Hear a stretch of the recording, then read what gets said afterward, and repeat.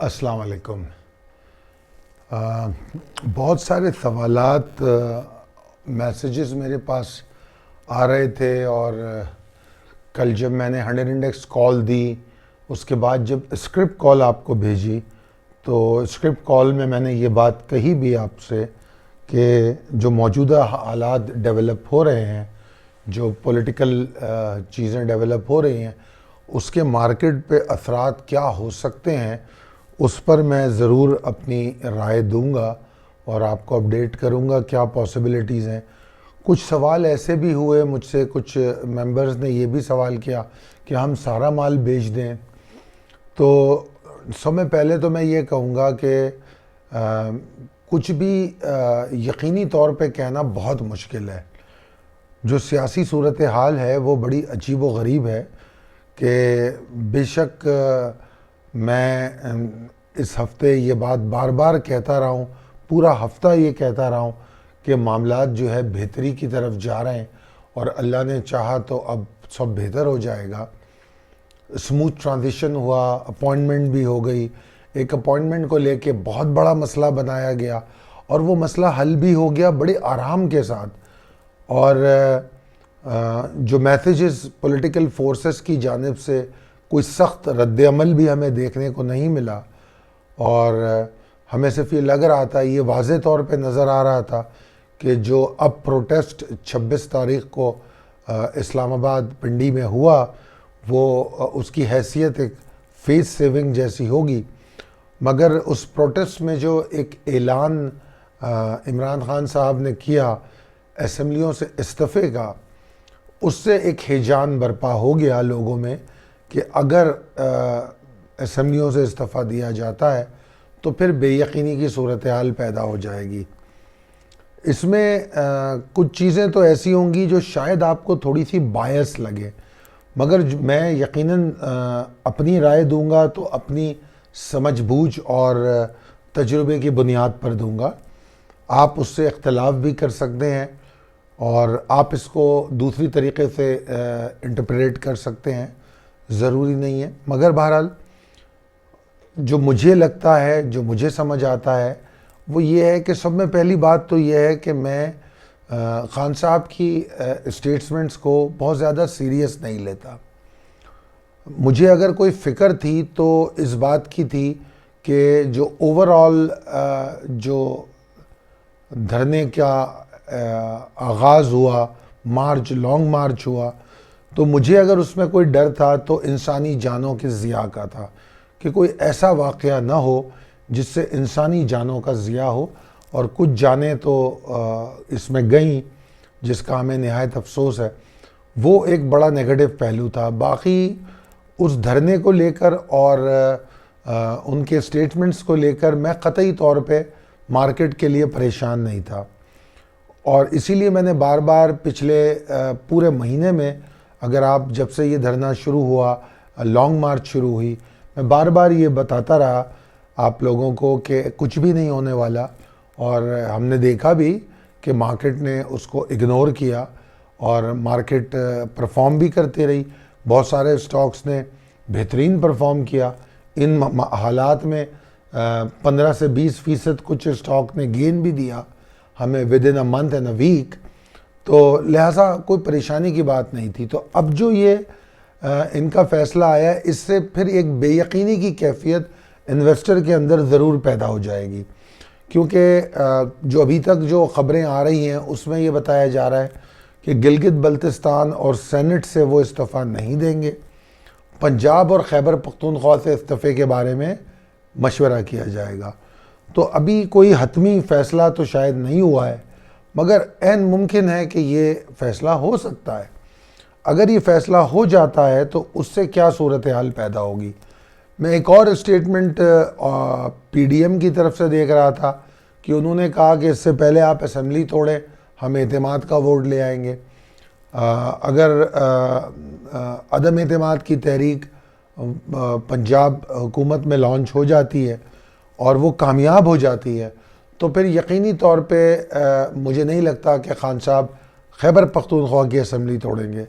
जब तक पंजाब असम्बली का फ़ैसला सही तौर पे नहीं होता, वो खैबर पख्तूनख्वा की असम्बली नहीं तोड़ेंगे, क्योंकि जितने पर्क्स एंड जो प्रिविलेजेस उनको मिल रहे हैं वो उसमें से ज़्यादातर खैबर पख्तूनख्वा से मिल रहे हैं, तो मुझे नहीं लगता कि वो उसको हाथ से जाने देंगे। अब आ जाते हैं अपनी मार्केट की तरफ। देखिए, ओवरऑल अगर देखा जाए तो जब से ये नई हुकूमत आई है उस वक्त से पहले दिन से प्रोटेस्ट का सिलसिला जारी है। और बड़ी बदकिस्मती है कि अगर मैं पिछले 8-10 साल को भी देखूं, 8 साल को कम से कम देखूं, तो मुझे इस 8 साल में कहीं कोई पॉजिटिव सिनेरियो नज़र नहीं आया। क्योंकि जो खान साहब के 3.5 साल हैं, उस 3.5 साल में कोई ऐसी गवर्नेंस नहीं हुई, मतलब माशी तौर पर और ख़ारजा उमूर में हर तरफ पाकिस्तान को नाकामियों का सामना करना पड़ा। वो एक बुरा इम्पैक्ट था। और अगर उससे पहले हम जाएं और नवाज़ शरीफ साहब की हुकूमत को देखें तो वो हुकूमत भी कोई अच्छी और मजबूत हुकूमत बिल्कुल भी नहीं थी, क्योंकि उसमें वज़ीर आज़म चेंज हुए, उसमें वज़ीर आज़म नाअहल हुए। तो जब किसी सियासी पार्टी पे कोई मुश्किल आती है, जैसे आजकल पीटीआई पर आई है, या जिस तरह पीटीआई के 3.5 साल में जो उनका वक्त गुजरा, तो चूँकि वो संभल नहीं पाए और ना ही हुकूमत कर पाए, ना ही हुकूमत को बचा पाए, उसी तरह जो उससे पिछली हुकूमत थी, न वो संभल पाई, न वो अपने वज़ीर आज़म को बचा पाई। तो जो कमज़ोर जमहूरियत इन 8 सालों में देखी गई है, कमज़ोर जमहूरियत में अच्छे और मजबूत फ़ैसले नहीं होते, और यही चीज़ हमको देखने को मिल रही है। इसमें कोई दो राय नहीं है कि पाकिस्तान के पास जो फॉरेन रिज़र्व की पोजीशन है वो शायद 6 हफ्तों की बताई जाती है कि 6 हफ्तों हम इसको चला सकेंगे। अभी हम अल्लाह अल्लाह करके डिफ़ॉल्ट से बाहर आए थे, फिर बड़ी उम्मीदें लेके इसहाक डार साहब आ गए। तो इसहाक डार साहब ने अब तक कोई ऐसा मोजज़ाती फ़ैसला नहीं किया, कोई ऐसा रिफ़ॉर्म नहीं किया, कोई ऐसा उनका डिसीशन मुझे नज़र नहीं आता जिससे मैं ये कह सकूं कि हाँ मईशत को सहारा मिला है। मैं ये समझता हूँ कि निस्बतन इसहाक डार साहब के जो मिफ्ता इस्माइल साहब थे, बेशक मिफ्ता इस्माइल साहब के दौर में कुछ मुश्किल फ़ैसले हो रहे थे और वो होने थे, क्योंकि जो खान साहब जिस तरह इकॉनमी को छोड़ कर गए और जिस तरह पेट्रोल की प्राइस को गिरा कर गए, तो उसके बाद उसको पहले तो उस प्राइस को वापस लाना, फिर उसके बाद बढ़ाना, फिर वो जो IMF से मुआहदे में जाने के लिए उनकी शराइत को पूरा करना, वो तमाम मुश्किल मराहिल थे। और उन मुश्किल मराहिल में जो हुकूमत है उसको बैकअप नहीं मिली।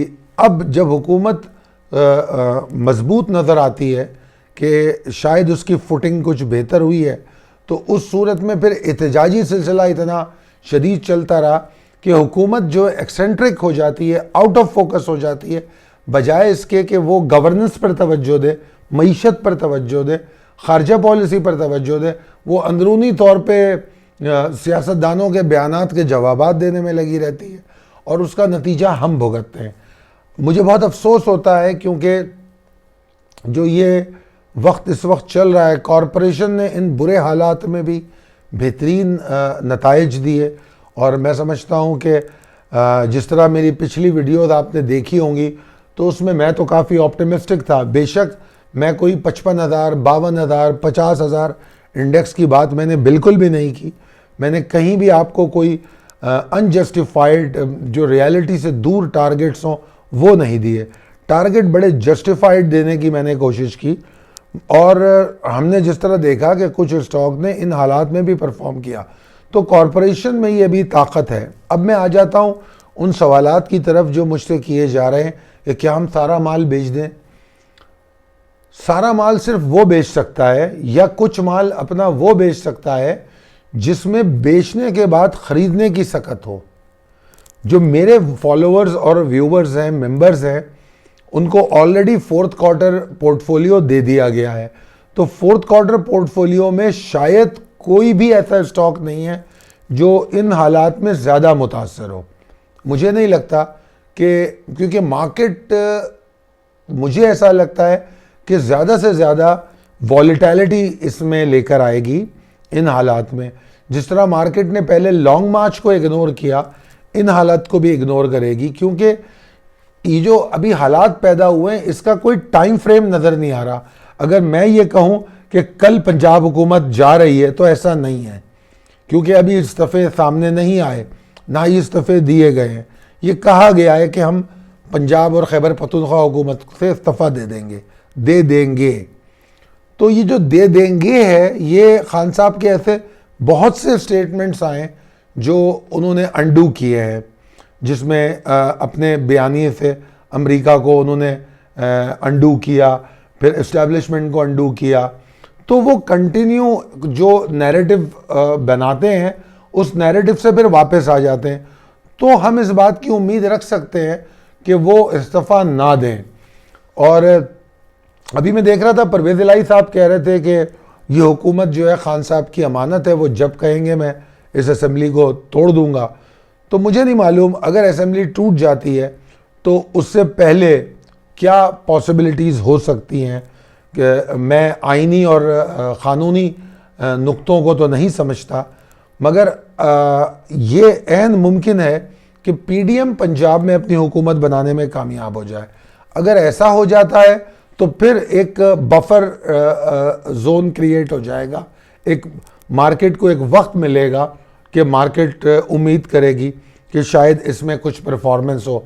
मगर बदनसीबी और प्रॉब्लम ये है कि जिस बात का सब में ज़्यादा मसला है वो ये है कि एहतजाजी सियासत जो है उसको कम से कम 6 महीने के लिए ख़त्म होना चाहिए, और जो इलेक्शन की डेट आने वाली है उसके करीब जाके फिर वो अपने इलेक्शन कैंपेन की शक्ल में एहतजाज करें या कैंपेन करें, जो करना है करें। मगर कम से कम 4 महीने, मिनिमम 4 महीने मईशत को, मुल्क को और उसकी अवाम को अगर दे दिए जाएं तो अल्लाह की ज़ात से मुझे बड़ी उम्मीद है कि मामलात बेहतर हो सकते हैं। तो मैं ये समझता हूँ कि माल बेच देना मसले का हल नहीं है। जो 4th क्वार्टर पोर्टफोलियो आपको दिया गया है उसमें एक्यूमुलेशन के मेरे ख्याल में कोई 17-18 स्टॉक या उससे ज़ायद हैं। उसमें आपकी सिलेक्शन अलग अलग हो सकती है। शरिया कंप्लायंस के भी कम से कम 15-18 स्टॉक है और टोटल शायद 20-2200 या 2500, मुझे सही याद नहीं। अगर उन 25 स्टॉक्स में से आप सेलेक्ट करके, और मैंने आप लोगों को ख़ास तौर पे ये बात कही थी पिछले चंद दिनों में कि कोई भी ऐसा फैसला होता है तो हमें मार्केट में वॉलेटिलिटी देखने को मिलेगी।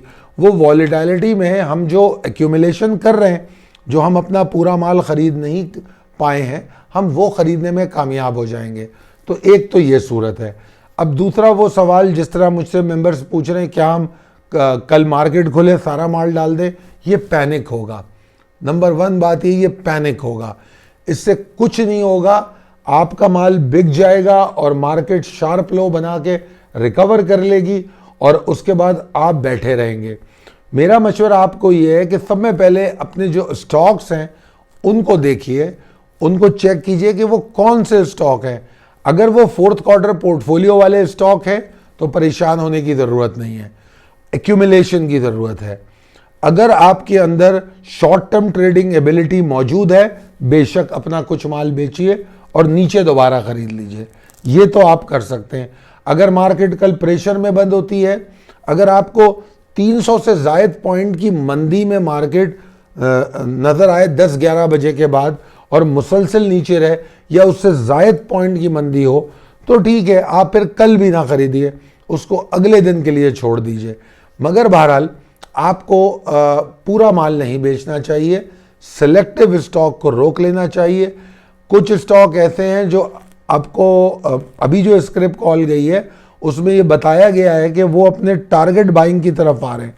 जो आपको बाइंग रेंजेस दी गई हैं वो उस बाइंग रेंज में आ रहे हैं, तो मौजूदा प्रेशर का फ़ायदा उठाने की कोशिश कीजिए जिन जिन के हाथ में फंड्स हैं। और यही वजह है मैंने आप लोगों को किसी सूरत भी पूरी बाइंग करने नहीं दी, और मैंने यही कहा था कि ज़्यादा से ज़्यादा 60-70% की बाइंग कीजिएगा, और ताकि आपको वॉलेटिलिटी की सूरत में मज़ीद माल ख़रीदने का मौका मिले। 100 इंडेक्स में जो मैंने एक आपको लेवल बताया है 43,136 या 140 का कोई लेवल है, अगर तो मार्केट उसके ऊपर ट्रेड करती है तो उसके ऊपर मैंने एक और बात इसमें कही थी इंडेक्स कॉल में कि वहां पर जाके अबव द एक्सपोजर आप काम कर सकते हैं, क्योंकि वहां से अच्छी तेजी होने वाली है। गो के इन हालात में ऐसा नज़र तो नहीं आ रहा जो लोगों के सेंटिमेंट नज़र आ रहे हैं, क्योंकि आपको पता है प्री ओपन में सौदे वही लड़ते हैं जो सोशल मीडिया पे और जो बातचीत होती है और पिछले 1-2 दिन में जितनी गुफ्तगू देखने को और सुनने को मिली है, उसके बाद तो ऐसा ही लगता है कि लोग माल डालने की कोशिश करेंगे। अगर ऐसा होता है तो यकीनन मार्केट नीचे जाएगी, और अगर मार्केट नीचे जाएगी तो मुझे ऐसा बिल्कुल भी नहीं लगता कि मार्केट नीचे रुक पाएगी। 1 दिन या 2 दिन से ज़्यादा शायद मार्केट नीचे ना रुक पाए, क्योंकि हमने पिछले पूरे हफ्ते में देखा है तमाम तर डिप्रेस सिचुएशन के बावजूद मार्केट ने 700 के लेवल को ऑनर किया। बेशक मार्केट 43,000 जो आपको मैंने लेवल बताया था, जो रेजिस्टिंग एरिया बताया था, उसके ऊपर ट्रेड नहीं कर पाई, मगर आपको ये भी देखना होगा कि मार्केट अपनी लोअर सपोर्ट को भी नहीं तोड़ पाई। तो ये रीजंस हैं जिसमें हमें नज़र आता है कि मार्केट के पास बहुत से रीजंस मौजूद हैं, और जो मार्केट की अब तक की एक्टिविटी है वो वाज़े तौर पे इशारा करती है कि मार्केट इन मामलात को इग्नोर कर सकती है, और जो सडन सेटबैक्स होते हैं उनमें वॉलेटिलिटी क्रिएट होती है। आपके अंदर वो पेशेंस होने चाहिए, वो एबिलिटी होनी चाहिए कि इस वॉलेटिलिटी को आप अपने मफाद में कैसे यूज़ कर सकते हैं, और उसका तरीक़ेकार ये होता है टारगेट बाइंग, टारगेट एक्यूमुलेशन। मैं उम्मीद करता हूँ कि आप लोग पैनिक से परहेज करेंगे, ऐसी कोई बात नहीं है, मामलात इंशाअल्लाह ताला बेहतर होंगे। आप लोगों के पास अगर ऐसा माल है जो 4th क्वार्टर पोर्टफोलियो के अलावा है तो उसके बारे में मैं कुछ नहीं कहूँगा, क्योंकि जिन स्टॉक में प्रेशर था, क्योंकि सिर्फ यही मसला नहीं है, स्टेट बैंक की जो पॉलिसी है वो भी एक मसला है। स्टील सेक्टर और सीमेंट सेक्टर में प्रेशर, अगर मार्केट ऊपर भी जाती है तो वो प्रेशर ले सकते हैं। इवन और भी कुछ सेक्टर ऐसे हैं जो स्टेट बैंक की पॉलिसी के बाद प्रेशर लेने वाले थे, तो वो प्रेशर तो होगा। तो अगर उन सेक्टर्स में आपके पास माल है तो यकीनन आपको इसमें नुकसान होगा। अगर आप चाहें तो उनको बेचना चाहते हैं तो बेच दें, क्योंकि वो अभी फौरी तौर पे परफॉर्मिंग स्टॉक्स में भी नहीं है। तो लिहाजा मेरा मशवरा, focusing on the 4th quarter portfolio, be selective on your stocks कि कौन से स्टॉक्स आपके पास हैं, और बेचना। अच्छा, कोई ऐसा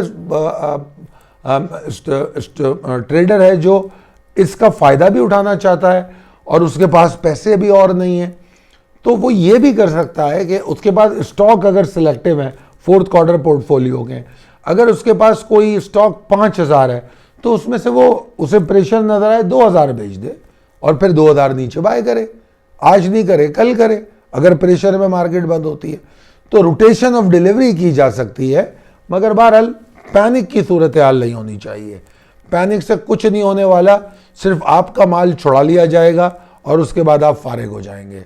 इसीलिए मैं हमेशा कहता हूं कि अपने स्टॉक में सेलेक्टिव रहे। अगर आप टेक्निकल लेवल्स को समझते हैं और उनको रिस्पेक्ट करते हैं, उन पे अमल पैरा होते हैं, तो ऐसी सूरत हाल में भी आपके पास रास्ता होता है निकलने का और आपके पास रास्ता होता है प्रॉफिट करने का। जिस तरह हमने पिछले हफ्ते में कुछ स्टॉक देखे जो 17.5% गेन किया 3 सेशन के अंदर, तो ये उसी सूरत में होता है कि अगर आप टारगेटेड हो और सेलेक्टिव हो। उम्मीद करता हूँ आप मेरी बात को समझेंगे। अगर इस हवाले से कुछ सवाल है तो आप ज़रूर मुझे मैसेज कीजिए, मैं कोशिश करूँगा आपके तमाम सवालात के जवाब दूँ, और दुआ करूँगा कि अल्लाह ताला, आपसे भी गुजारिश करूँगा दुआ कीजिए कि अल्लाह ताला इस मुल्क को, इस मुल्क के जो रूलिंग एलीट है, जो इदारे हैं, जो चंद इदारे जो इस मुल्क की पूरी चीज़ों पर हावी हैं, अल्लाह ताला उनके अंदर ये तौफीक दे कि वो इस मुल्क के और इस अवाम के लिए सोचें।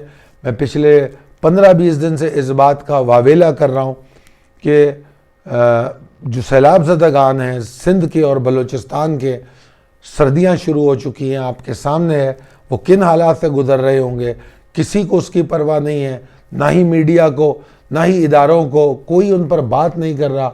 और लोग इतना अखराजात कर रहे हैं, जो नई सियासी पार्टियां हुकूमत बना रही हैं या जिन्होंने बनाई, बहुत सारे वज़राओं की फ़ौज बना ली, एहतजाजों में पैसे खर्च हो रहे हैं, मगर उनके बारे में कोई नहीं सोच रहा। जो लैंडर्स हैं, जो हमें कर्जा देते हैं, क्या वो ये सब नहीं देख रहे होंगे कि इंफ्रास्ट्रक्चर डेवलपमेंट के लिए क्या हो रहा है? सैलाब ज़दागान के लिए अलग से पैसे दिए गए, तो क्या वो ये नहीं देख रहे होंगे कि जिस मुल्क में एक अजाब की सूरत हाल है, जिसका तकरीबन मेरे ख्याल में 3.5 करोड़ लोग मुतासर हुए ओवरऑल पाकिस्तान में, तो 3.5 करोड़ मुतासरा लोगों के मुल्क में अगर वो मुल्क अपने इतने सारे फंड्स दूसरी चीज़ों पर खर्च कर रहा हो और अपने उन परेशान लोगों पे खर्च ना कर रहा हो, तो खर्च देने वाला भी सोचेगा कि ये कैसे लोग हैं। अल्लाह ताला से दुआ कर सकते हैं हम कि अल्लाह ताला हमारे हुक्मरानों को और उन इदारों को जो इन तमाम चीज़ों को ऑपरेट करते हैं, उन्हें अक़ल दे और उन्हें ये तौफीक दे कि वो हमारे लिए सोचें। और एक बात हमेशा याद रखिए, मैं हमेशा आप लोगों को कहता हूँ कि बेकार में किसी को डोनेशंस, फंड्स देने की ज़रूरत नहीं है। अगर डोनेशन देना है, फंड करना है किसी को, अपने आप को करें, और अपने आप को फंड करेंगे तो पाकिस्तान को फंड करेंगे।